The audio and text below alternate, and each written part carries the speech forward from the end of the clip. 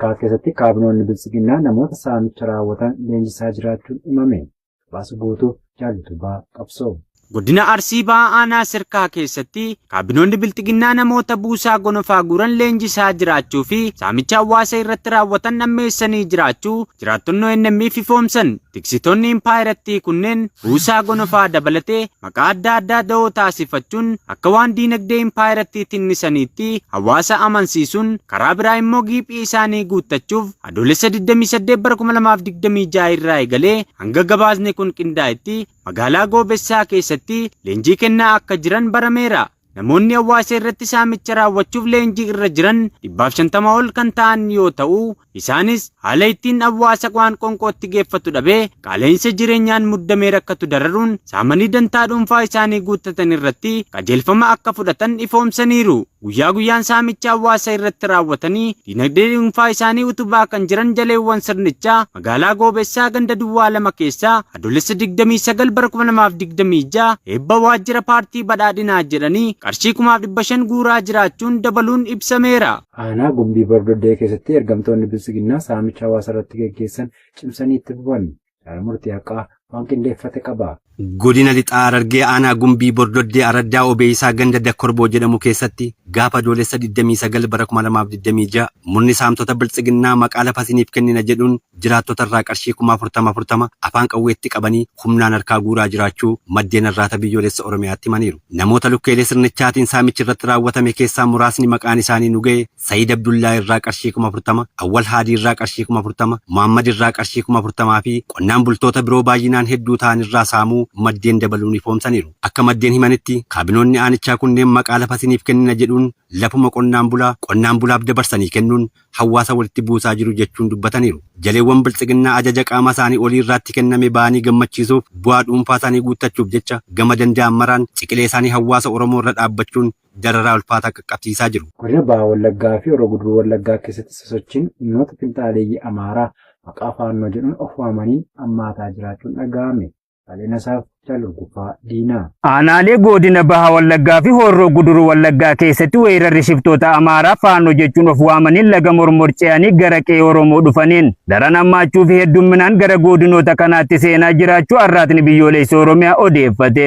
Akka jiraattonni aanaalee kanneen akka Kiiramuu, Giddaa Ayyaanaa, Abee Dongoroo fi Amuruu dubbisne ibsanitti humnoonni finxaaleeyyii faannoo humna guddaadhaan akka socho'aa jiran himuun nageenya isaaniif yaaddoo guddaa ta'uu dubbatu. Humni kun hidhattoota kumaatamaan akka sochoosuu fi meeshaalee waraanaa kanneen gareen fayyadaman hidhatanii akka jiran jiraattonni dabaluun ifoomsaniiru. Bakkeewwan faannoon haleeluuf itti qophaa'aa jira jedhamu waraanni bilisiginnaa raayyaa ittisa biyyaa jechuun of waaman dursanii bakka qubsuma isaanii lakkisanii ba'uun uummata haleellaaf saaxilaa turuu fi madaa hedduu qabaachuu jiraattonni himanii jiru. Miidhama keenyaaf sababni hangafaa shira murna bilisiginnaan qindaa'ee ta'uusaaf agarsiistuuwwan hedduutu jira kan jedhan jiraattonni bakkoota kanneeni. Lubbuun darbee dhiigni dhangalee qabeenyaan saamamee gariin abiddaan barbadaa'e garuu qaamni birmatu tokkollee argamaa hin turre ammas kanumaaf saaxilamuuf jirra jechuun sodaa qaban ibsatanii jiru. Aanaa Najjoo keessatti kaabinoonni bilisiginnaa hawaasa nagaa irratti saamicha raawwachaa jiraachuun himame.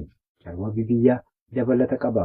Godina Lixa Wallaggaa Aanaa Najjoo bulchiinsa magaalaa Najjoo keessatti kaabinoonni bilisiginnaa maqaa daa'imman abbaa fi haadha hin qabne da'oo godhachuun hawaasa irratti saamicha gaggeessaa jiraachuu jiraattonni magaalichaa arraata biyyoolessa Oromiyaatti himaniiru. Jiraattonni magaalichaa ONM'if akka himanitti morni faayistii bilisiginnaa guyyaa guyyaatti karoora saamichaa wixinaatiin maqaa daa'imman abbaa fi haadha hin qabne hireen jiraachuu isaanii daandii gubbaatti isaan galchee sababeeffachuun hawaasa irraa nageesseeraa tokko malee mana irraa manatti naanna'uun qarshii 1,000 hanga 10,000 hawaasa cufa irraa guuraa jiraachuu himaniiru. Haaluma wal fakkaatuun bulchiinsa magaalichaa keessatti kaabinoonni sirnichaa maqaa agarsiisa daldalaa yookaan baazaarii jedhuun waqtii qonnaa kanatti rooba qonnaan bultoota irraa balleessuun oomisha bara dhufuuf hawaasni yaaddoo fi sodaa ulfaataa midhaan nyaataan of danda'u keessa akka jiru maddeen dabaluun ONM'tti himaniiru.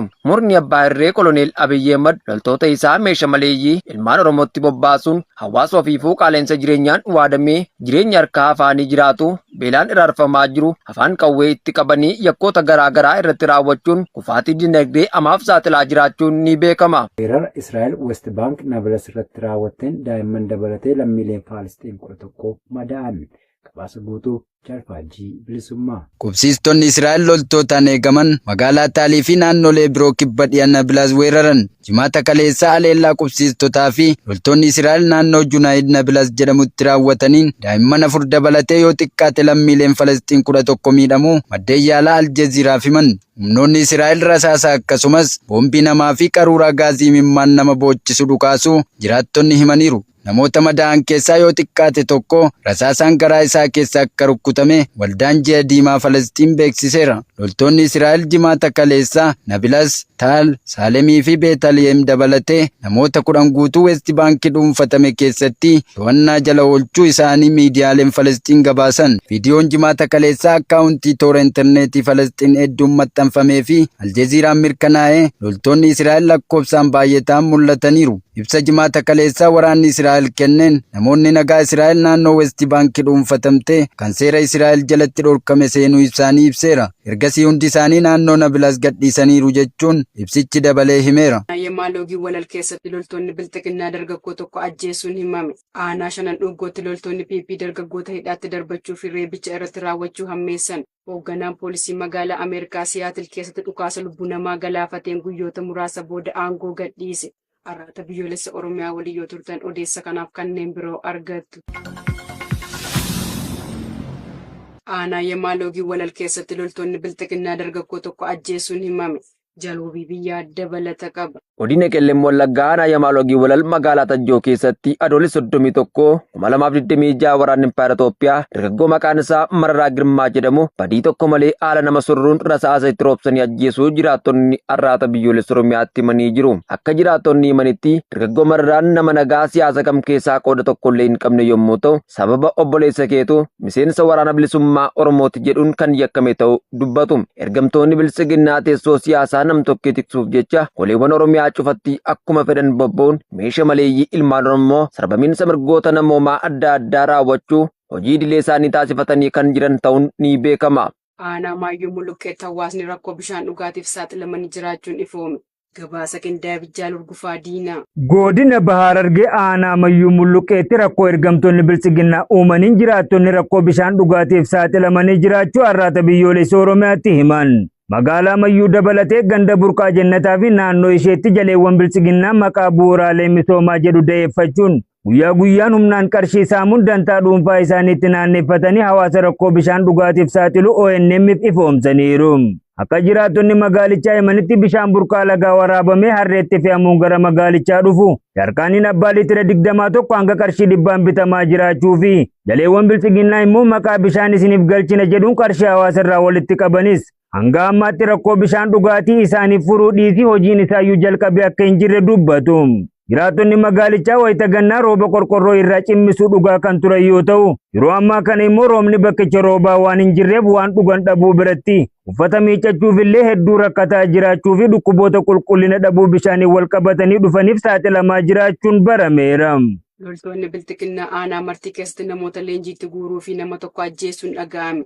Bal'inni isaa akka taanutti isiniif dhiyaata. Murni bilisiginnaa yaaddoo lola kallattii maraan itti banamuuf jiruuf jecha ilmaan Oromoo umurii fi saalaan osoo hin qoodin guuree leenjiitti naquu hammeessuun godina Arsii Ba'aa aanaa martii ganda Heellaa Akkiyyaa irraa namoota hedduu ukkaamsuun milishaa leenjisuuf mana hidhaatti darbatanii jiraachuu maddeen eeran. Namoota hidhamanii jiran keessaa muraasni maqaan nu ga'e Gabii Bariisoo, Ziyaad Adam, Idris Abdullaahii, Hajii Amaan, Sulxii Abdurroo, Nuuree Ibraahimii fi Kadir Aliyyi kanneen jedhaman ta'uu maddeen arraata biyyoolessa Oromiyaaf eeranii jiru. Oduu biroon immoo aanichuma ganda Geetar Kobiree iddoo addaa Tuquu jedhamutti kan dhalate dargaggeessa umurii 35 abbaa ilma tokko kan ta'e badii tokko kan hin qabne osoo inni magaalaa Abboomsaa keessa dhaabbatee bilbilaan haasa'u loltoonni bilisiginnaa rasaasa itti roobsanii ajjeesanii deemuu maddeen dabaluun addeessanii jiru. Aanaa shanan dhuggootti loltoonni PP dargaggoota hidhaatti darbachuu fi reebicha irratti raawwachuu hammeessan. Guutuu gabaasichaaf Jaal Haqaafan Fayyeera. Godina Lixaa Harargee aanaa shanan dhuggootti loltoonni bilisiginnaa dargaggoota hidhaatti darbachuu fi reebicha irratti raawwachuu hammeessanii jiraachuu jiraattonni Oromiyaa Naashinaal Miidiyaa dubbisee ifoomsan. Raddaa qabsoo jedhamu keessaa gara jabeeyyiin loltoota faashistii Abiy Ahimad adoolessa 29 2026 dargaggoota maqaan isaanii Haruun Abdallaa, Muusaa Abdallaa, Ibsaa Hasan, Jamaal Muusee, Jamaal Alishoo, Ramadaan Zakkoo, Adinaan Hasanii fi Mustafaa Abraahim jedhaman ukkaamsanii erga to'atanii booda hidhaatti darbachuu jiraattonni araddichaa arraata biyyoolessa Oromiyaatti himaniiru. Akka jiraattonni araddichaa ibsanitti jaleewwan sabarraa dhalataniif naasuu tokkollee hin qabne kunneen sababa oromummaa isaanii qofaaf dargaggoota kanneen harka isaanii duubatti hidhuun reebicha ulfaataa qaama laalessuu irratti raawwachuun mana hidhaatti darbachuu dubbataniiru. Aanichuma guutummaa keessatti ergamtoonni murna bilchiginnaa waliin ta'uun dargaggoota, qonnaan bultoota, barattoota, hojjettoota mootummaa, daldaltootaa fi dafqaan bultoota osoo saalaafuu umuriin addaan hin baasin sababa tokko malee hidhuu, reebuu, doorsisuu, saamuu, ajjeesuu fi ukkaamsanii gara leenjii waraanaatti geessuun sarbama mirga namoomaa ulfaataa raawwatan ammeessanii jiru. Hoogganaan poolisii magaalaa Ameerikaa Siyaatil keessatti dhukaasa lubbuu namaa galaafateen guyyoota muraasa booda aangoo gadhiise. Gabaasa Qindaabit Jaalbooree Addunyaa. Hoogganaan poolisii Siyaatil Shoon Barnis ayyaana ganna gurguddoo magaalaa Ameerikaa keessaa tokko irratti dhukaasa lubbuu namaa galaafate torban tokko hin guunne booda aangoo gadhiisaniiru. Kantiibaan magaalaa Kaatii Wiilsan kamisa darbee aangoo gadhiisuu Barnis kan beeksan yoo ta'u, itti aanaa hoogganaa poolisii Andiree Saayitil qondaala poolisii muuxannoo seera kabachiisu waggoota 12 ol qabu hoogganaa yeroo ta'uun moggaasan. Tarkaanfiin kun kan fudhatame erga dilbata darbee ayyaana Ba'it of Siyaatil waggaa waggaadhaan qophaa'u irratti dhukaasa banameen mucaa waggaa 2 dabalatee namoonni 3 du'anii 4 madaanii booda. Poolisoonni kudhanootaan lakkaa'aman saganticha irratti nageenya kennaa akka turan yoo ta'u, sanadoonni mana murtii akka jedhutti yoo xiqqaate qondaalli tokko shakkamaa ganna 15 namoota walitti qabamanitti dhukaasuu argee dafee akka harka kennatu amansiiseera. Poolisiin ammallee yoo xiqqaate shakkamaa biraa tokko barbaadaa jira. Dhukaasni kun kan raawwatame yeroo Barnes konfiraansii seera kabachiisuu magaalatti alatti kutaa kaaba dhiyaa Waashingitan keessatti hirmaataa turettidha. Poolisiin waa'ee dhukaasa kanaa erga jalqabee yeroo muraasa booda miidiyaa hawaasaa irratti maxxansee ture, garuu booda gara sa'aatii 5tti osoo odeeffannoo biraa uummataaf hin kennin jiraattonni balaan itti fufee jiru jiraachisuu fi dhiisuusaa mirkanaa akka hin taane taasiseera. Magaalattii karaa sirna beeksisaa atattamaa isheetiin akeekkachiisa erguu kan hin dandeenye yoo ta'u, Wiilsan shakkamtoonni 2 to'annaa jala ooluu isaanii dogoggoraan beeksisee turte.